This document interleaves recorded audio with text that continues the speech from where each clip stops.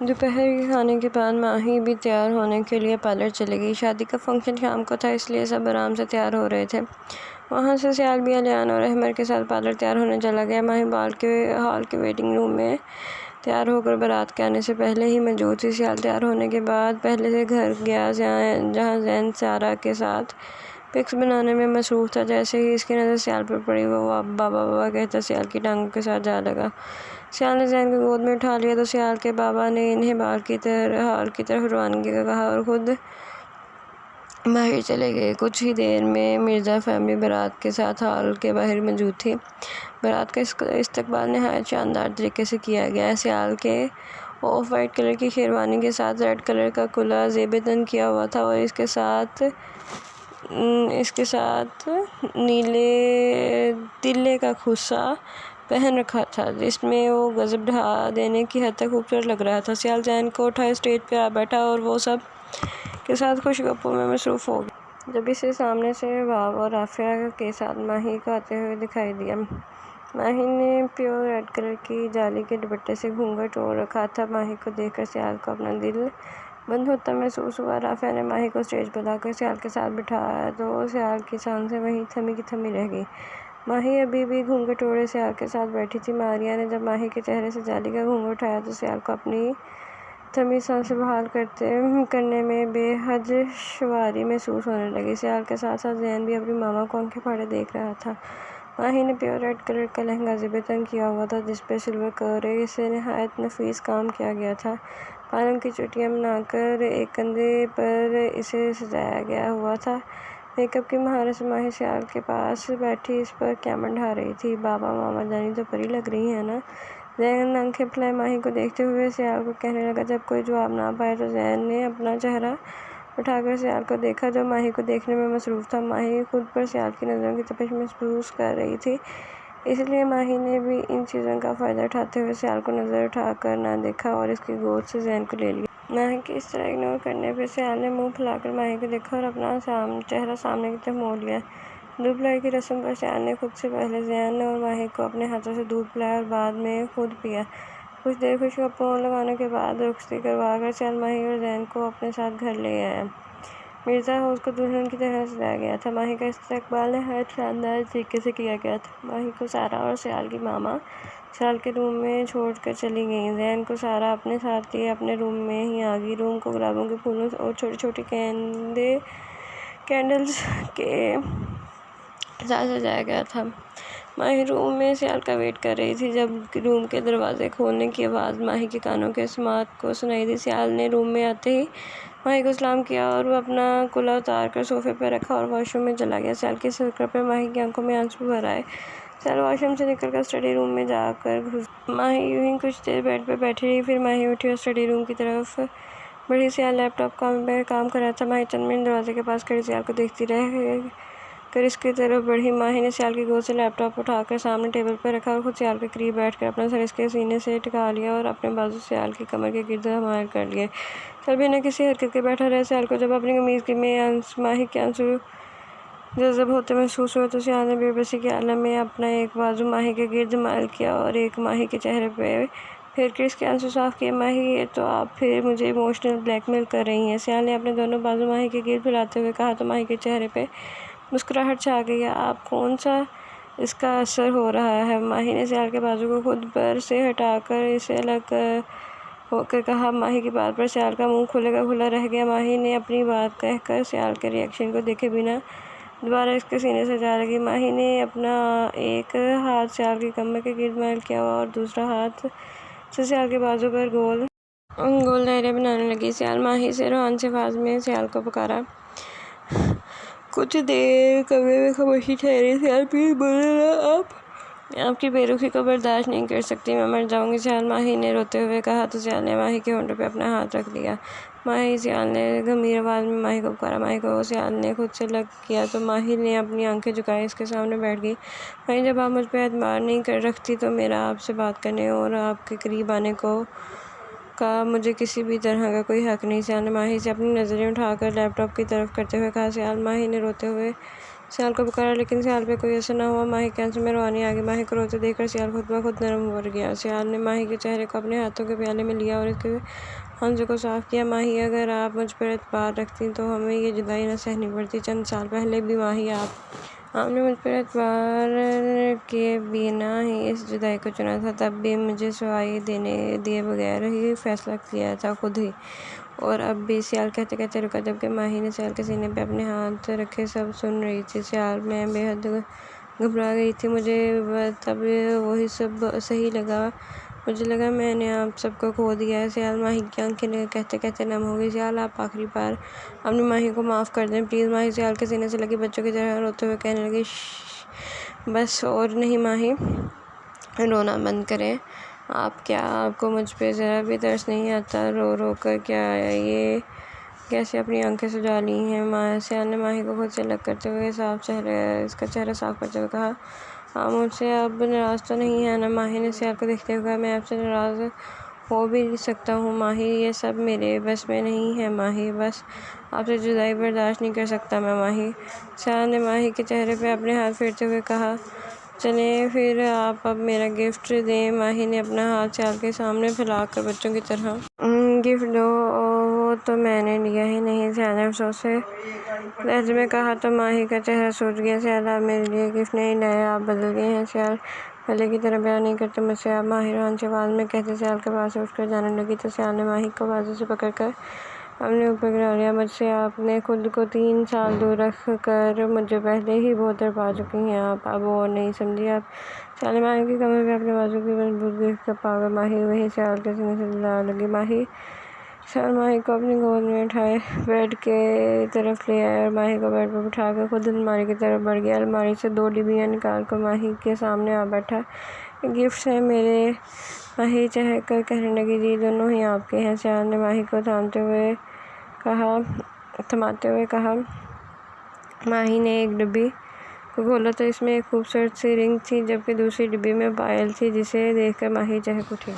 नहीं, मैं पहना दूँ आपको? सियाल ने माही के हाथ से पायल को लेते हुए कहा। सियाल ने माही के पाँव में पायल पहनाई तो माही ने इसे छिनकाने लगी। फिर अपना हाथ सियाल के हाथ में दिया तो सियाल ने इसकी अंगूठी को भी सजा दिया और माही के हाथों को चूमकर अपनी आंखों से लगाने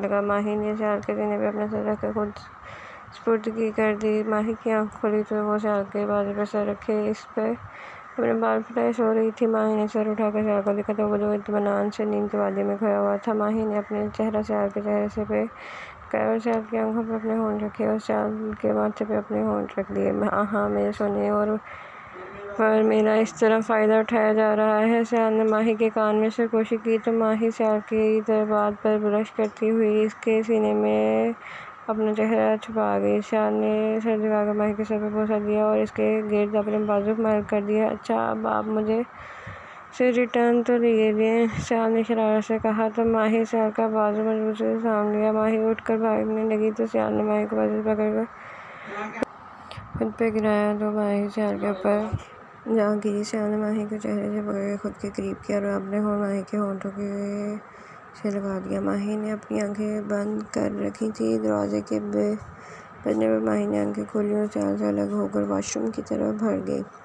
सियाल बेड से उठकर दरवाजे की तरफ भागा, जहाँ ज़ैन बुलंद आवाज़ में मॉम बाबा के नारे लगा रहा था। ओ माय प्रिंस, आ गए हैं बाबा। सियाल ने ज़ैन को अपनी गोद में उठाकर इसके चेहरे को चूमते हुए कहा तो ज़ैन ने भी अपने बाप को वापस चूम के कंधे से सर टिका लिया। सियाल ज़ैन को अपने साथ लगाए स्टडी रूम में चले गया। सियाल ज़ैन को शादी की पिक्स मोबाइल पे दिखाने लगा। ज़ैन को पिक्स दिखाने और इससे बातें करने के बाद सियाल ज़ैन का हाथ थामे रूम में वापस आया तो माही को देखकर वहीं रुक गया। सियाल के साथ ज़ैन भी अपनी मामा को आंखें फाड़े देख रहा था, क्योंकि लाहौर आने के बाद ज़ैन अपनी मामा का हर रूप जो देख रहा था बेहद दिलकश लग रहा था। ज़ैन, आप अपने हैंड्स अपनी आंखों पे रखो जल्दी से। सियाल ज़ैन को हिदायत करता माही की तरफ बढ़ा। ज़ैन ने अपने बाबा की बात पर फ़ौरन अमल करते हुए अपनी आंखों को अच्छे से ढांप लिया। सियाल की बात पर माही ने शर्मा कर अपने चेहरे को दोनों हाथों से छुपा लिया। माही लाइट पिंक कलर की फ्रॉक में लाइट से मेकअप के साथ सियाल की दी हुई हर निशानी को पहने बेहद हसीन लग रही थी। माही पहले भी खूबसूरत थी, लेकिन इन चंद दिनों में सियाल के बयान ने इसे और भी निखार दिया था, जिस पर सियाल पूरी तरह फिदा हो चुका था। सियाल ने माही की कमर के गिर्द अपने एक बाजू मार करके इसे अपने करीब किया और दूसरे हाथ से दाएं कंधे पे मौजूद बालों को हटाकर वहां पे मौजूद चोट के निशान पे अपने होंठ रख दिए। सियाल ने इस निशान को कल रात ही देखा था और इसे देखने के बाद सियाल की आंखें नम हो गई थी।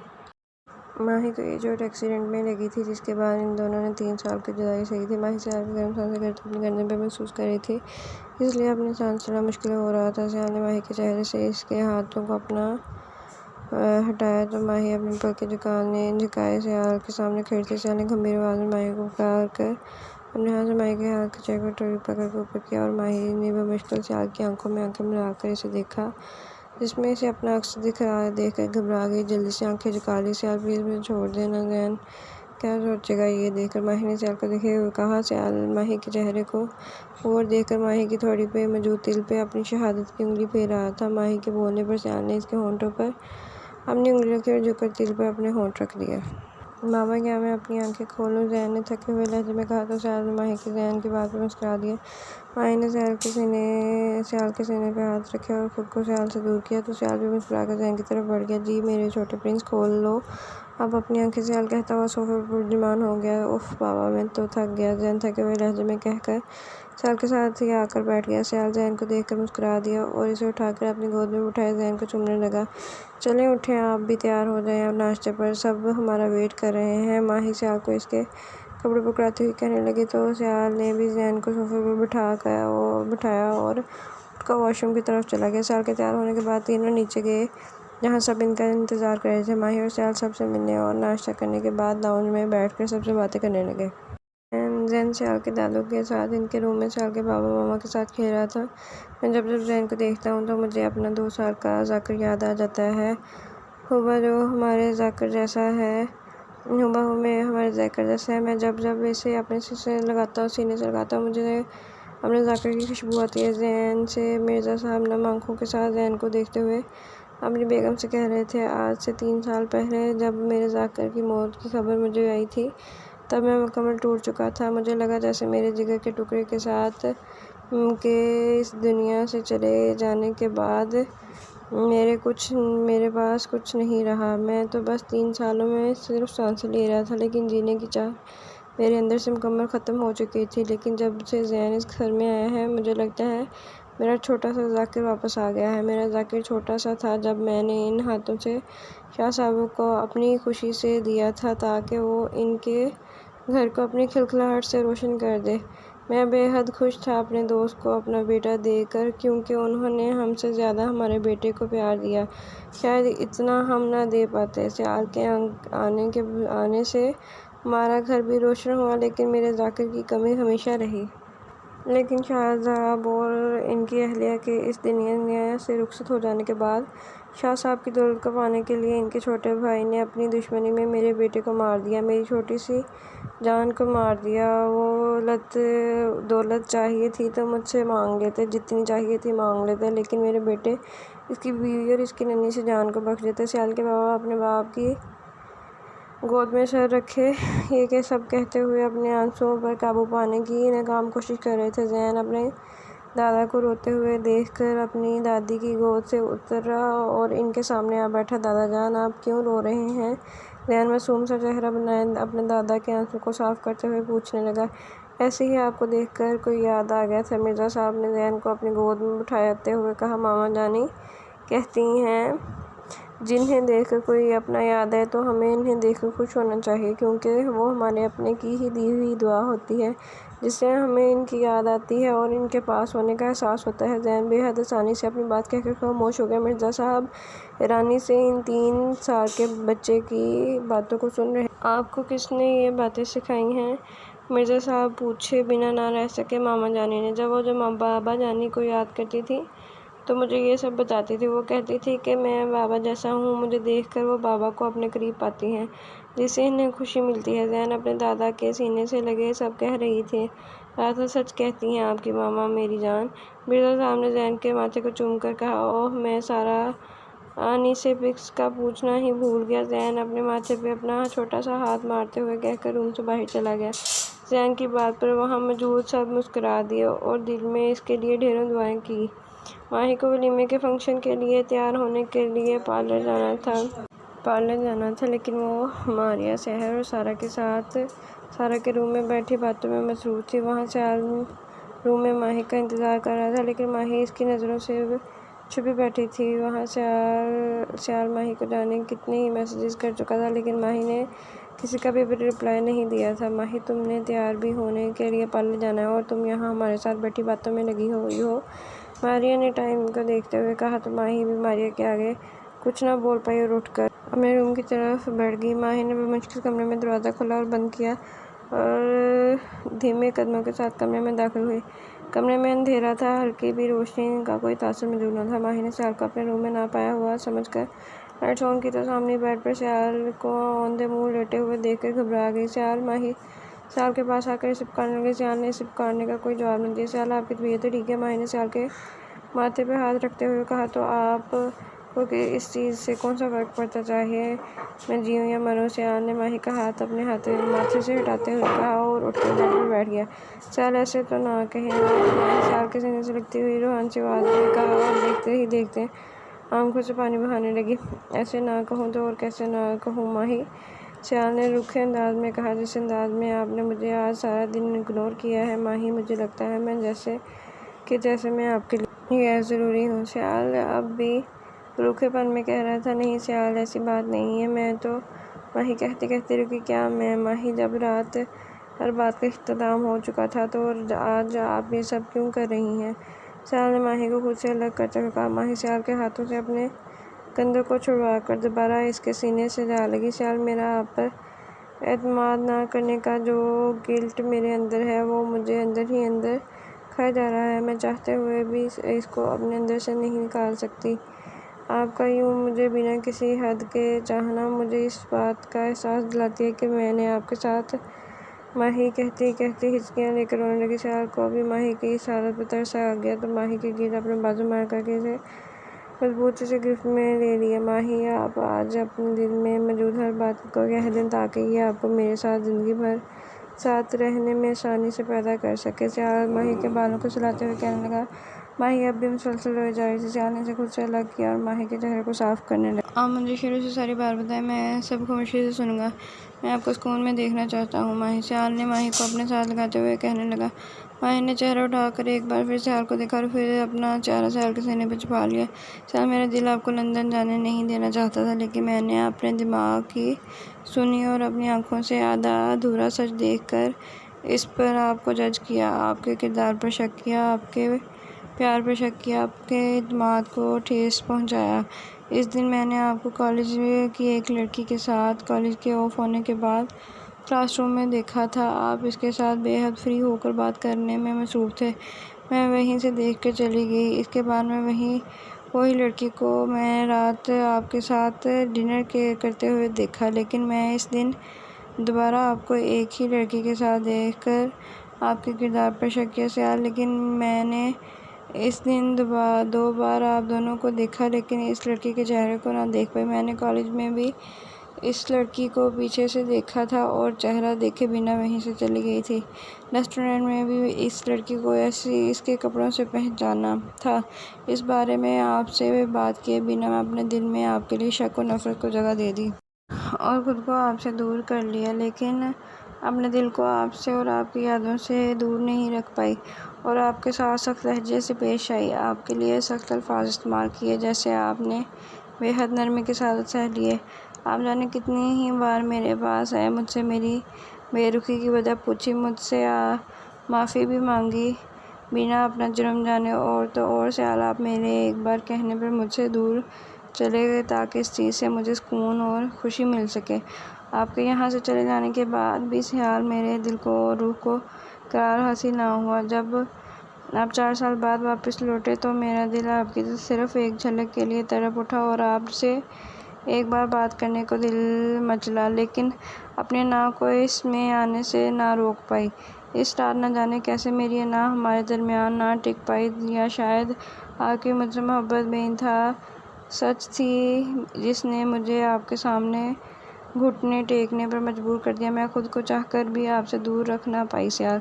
मैंने अल्लाह से दुआ की कि वो मेरे दिल में को आपके लिए नरम कर दें।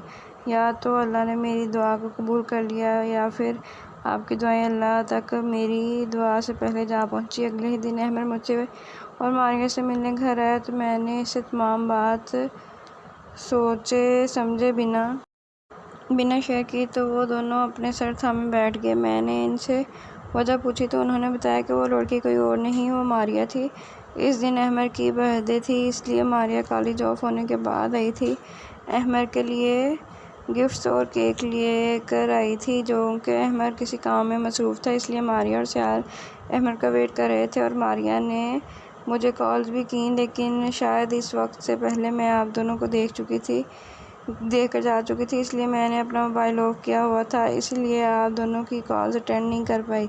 रात में जब राफिया और बाब भाई के साथ इस रेस्टोरेंट के डिनर करने के बाद वापस घर जाने के लिए उठी तो तब भी आप तीनों वहाँ थे। चूँकि अहमद खाने का ऑर्डर देने गया था, इसलिए वहाँ आप दोनों मौजूद थे, इसलिए मैं आप दोनों को देख पाई। सियाल माही की बात करने के दौरान सियाल बिना कुछ बोले सुनता रहा। जब माही ने अपनी बात ख़त्म की तो माही रो रही थी। पहले तो साक बैठा रहा, लेकिन माही को इस कदर रोते हुए देखकर सियाल ने माही के गिर्द अपने बाजू गिफ्ट की। सियाल ने एक हाथ माही के चेहरे पे फेरने लगा, जबकि दूसरे हाथ से माही के बालों को